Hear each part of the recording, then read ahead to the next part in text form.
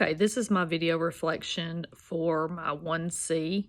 In the beginning of the year, we as a class talk about rules and procedures, and we draw up a social contract that the kids get to participate in, and we set the rules and guidelines ourselves, and they get input on that, so it helps them to take responsibility for what they even choose.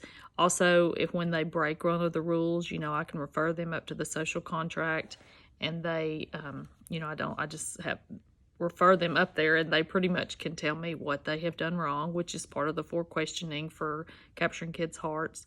Let's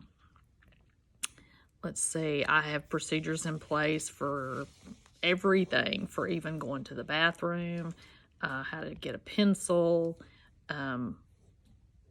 They can earn dojo points, which is a class point system that we have, and they enjoy getting those points and get the rewards from that.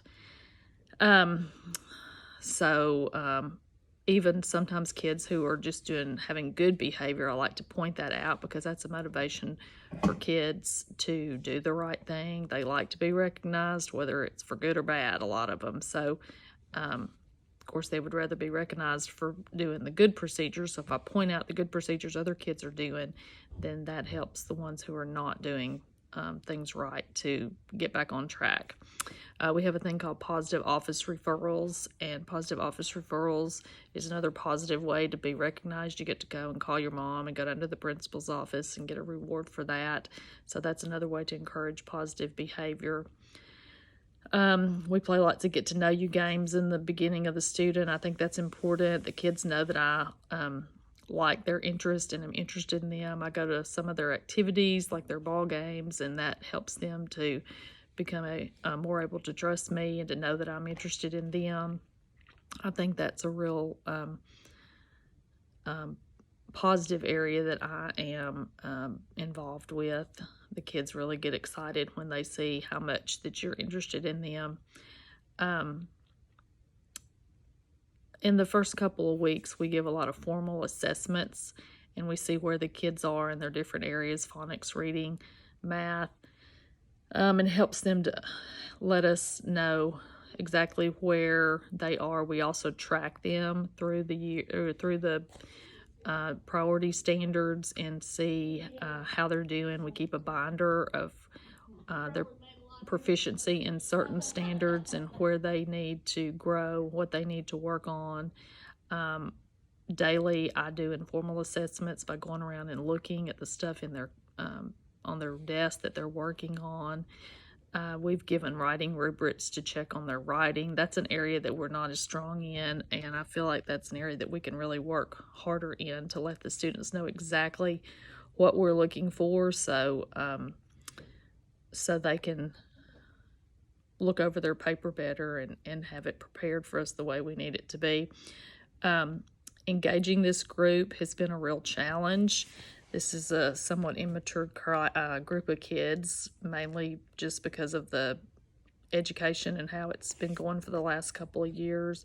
They just haven't learned a lot of basic things, so we spend a lot of time moving about, and they have a very hard time sitting still, so anything we can do to still learn.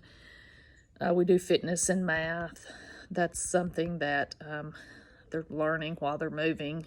And let's see, we are working on reflecting on what we have learned by repeating things back to me. We were doing lots of phonics rules. I think you see some on the red cards behind me for different things. They're secret stories, and I have them turn and talk to each other about that. That's a way that I can find out if they're learning the rules of phonics, but they don't realize they're learning. To them, it's a game. They turn and talk. Please go outside and close the door. Many times we play academic games like Kahoot and Jeopardy, and that helps them get engaged in their learning. We take breaks, 3 or 4 minutes here and there in between activities, just to give them a break from learning. Let's see. Recording and representing content that's mastered. When they're working on a writing piece, writing uses many different skills, what they've learned in their spelling and their phonics and their reading. Before the final writing process is complete, they have to go through a planning process, make a rough draft. This helps them use the linguistic and non-linguistic parts. The whole process requires some motivation from the teacher and helping the students to see how they're doing for future goals.